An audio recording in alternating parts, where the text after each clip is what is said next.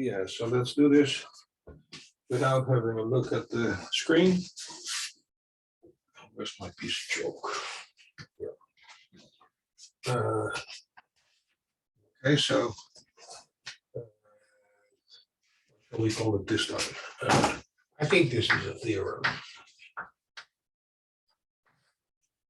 And I learned this theorem in the bar at the Vue from Hans Peters, who asked me if I knew this theorem. And then I said, yeah, sounds reasonable, but I didn't really know this. Here's the theorem. Every sequence of real numbers xn indexed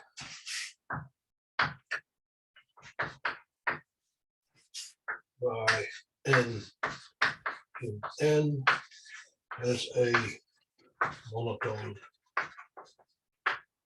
subsequence.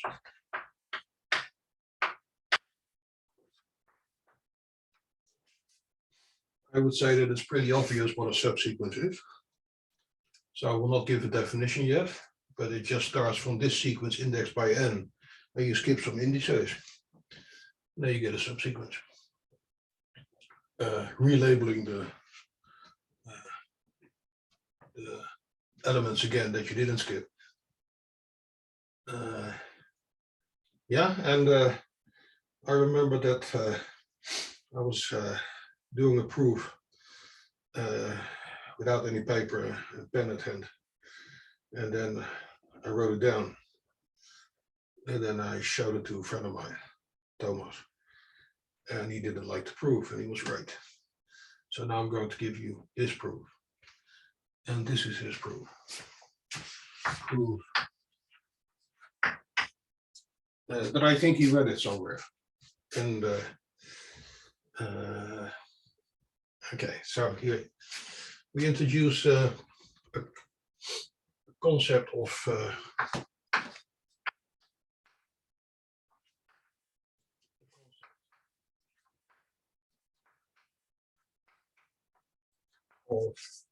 an index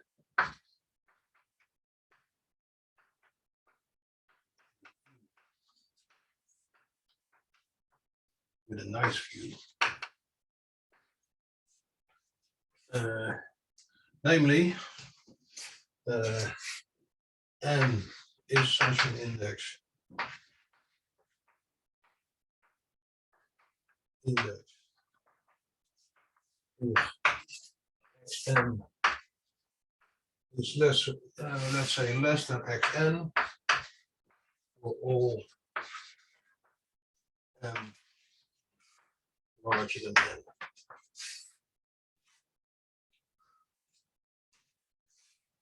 Yeah, so in position n, if you look further in the sequence, everything is smaller.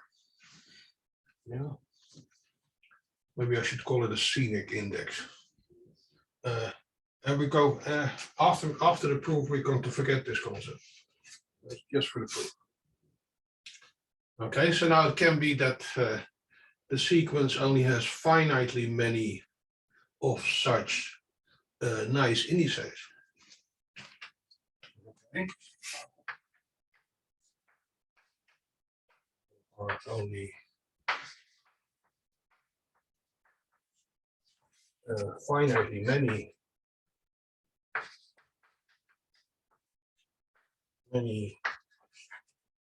nice viewpoints, nice view.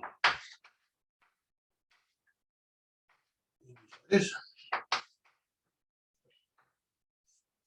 Then yeah, then you go in the sequence, and after a while you've seen all of them, and then for larger n, there are no more such indices.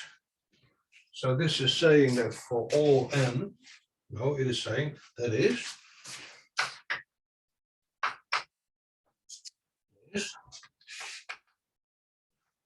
there exists some n such that for all n larger or equal than n, there exists some m larger than m,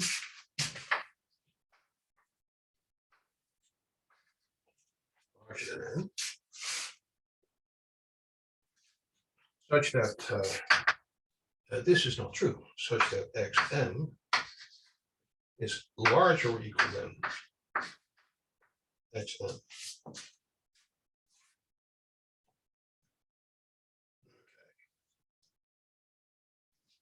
Yeah, so let's start this, let's repeat this statement.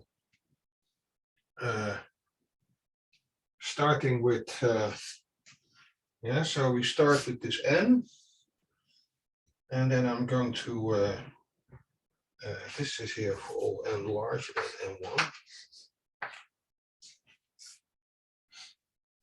For all n larger than n. Okay. And let me take this as my first n in the sequence. Okay. Take n1, my first index in the subsequence. Take n1 equal to n. Right. And then, yeah, so then I have my n1 equal to n here. And then this says that there's an m larger than this n. Okay, take this m to be n2. Yeah, and then let n2 be the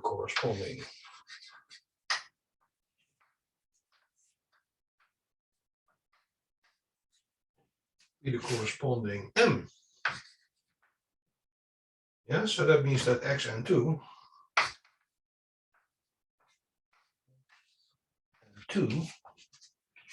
is larger or equal than x1. And of course n2 is larger than n1. Okay, so this will give me, if I repeat this argument for n2 and n3, and then do this again with n2 here, and then taking this m here to be n3 larger than n2, and then xn3 larger or equal than xn2, etc.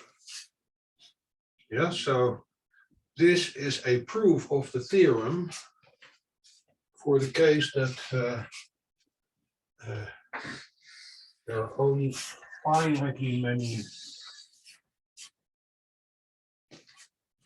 nice view indices. Yeah, and what if there are infinitely many of those view indices? Then I can number them. Yeah, and then I use this property here, and I get a strictly decreasing sequence. Okay, so that's basically the proof. Yeah, so this is one part of the proof. The second part of the proof is that in the other case, there are infinitely many of those nice view indices. I number them. Every next one is a larger index, and the corresponding xm is less than the previous one. So if I number them in the same way that I got myself a sequence of indices here, then I get a strictly decreasing sequence. Whereas this was a non-strictly increasing sequence. So maybe better to speak of a non-decreasing sequence. When I say this here contains a sketch of the proof, that should be easy to finish for you. Okay, I look at the board, it looks reasonably okay. Let's stop the recording and